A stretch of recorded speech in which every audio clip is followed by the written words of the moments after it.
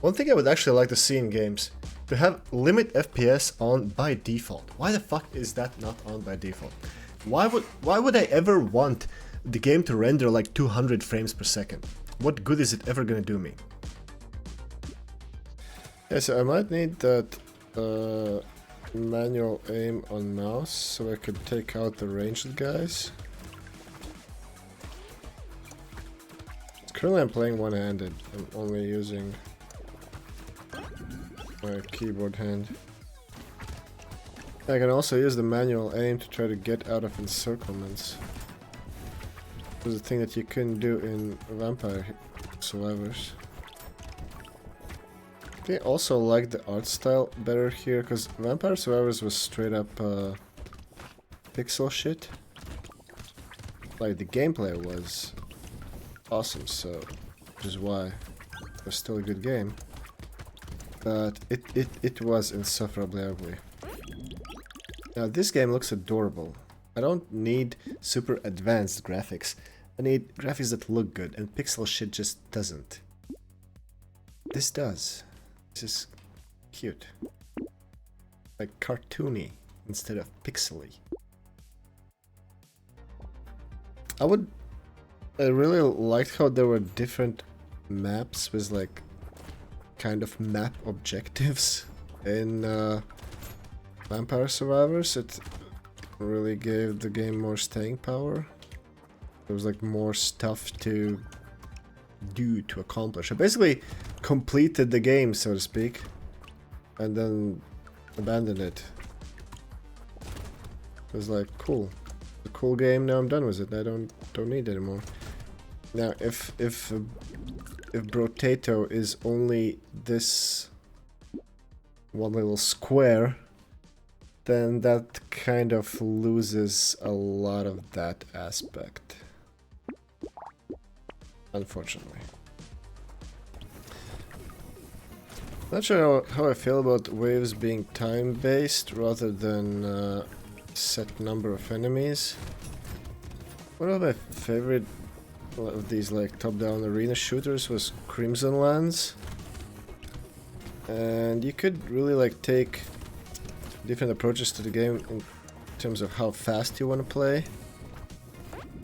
Like you could go for more survivability, more speed, and it would take longer for you to whittle down the wave, or you could try to go more kamikaze and try to just kill it fast enough.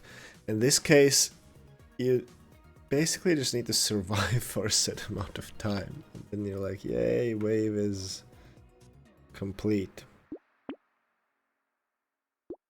Yeah, I'm not sure which is better. I'm yet to see any permanent upgrades,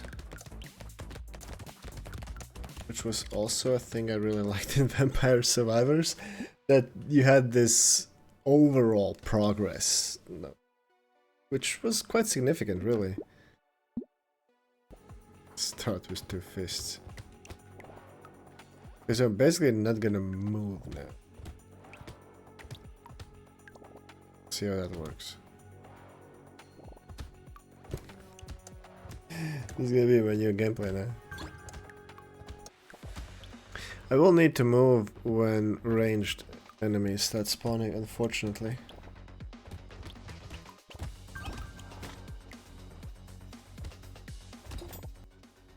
Insanity, extra crit chance, lower damage. I think it works well with my character here.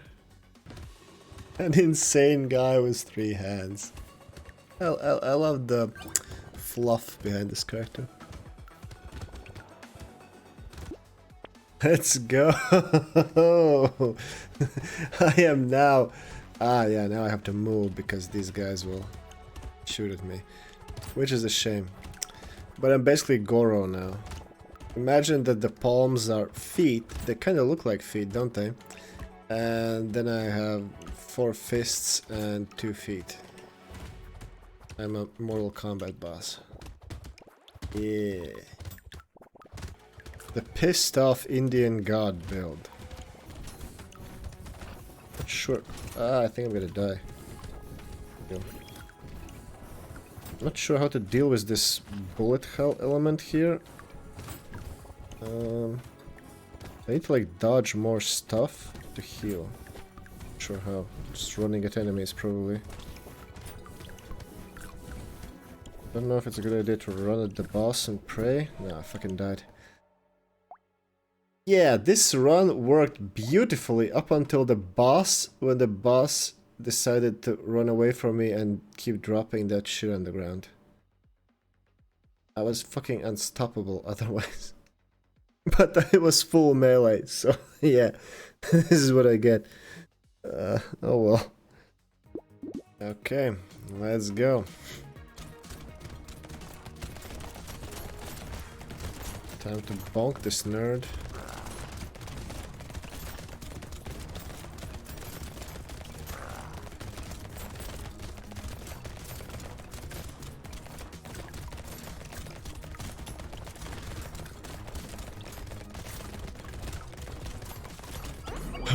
I just wrecked him.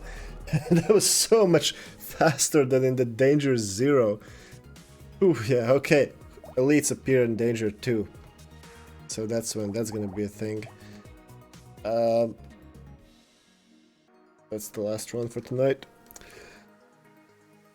This was cooler than I expected. Also cooler than I thought at the first. The more I played, the more... I don't know if depth is the correct word, but the more new like ideas for builds I get. I do still think that it will kinda run out soon though.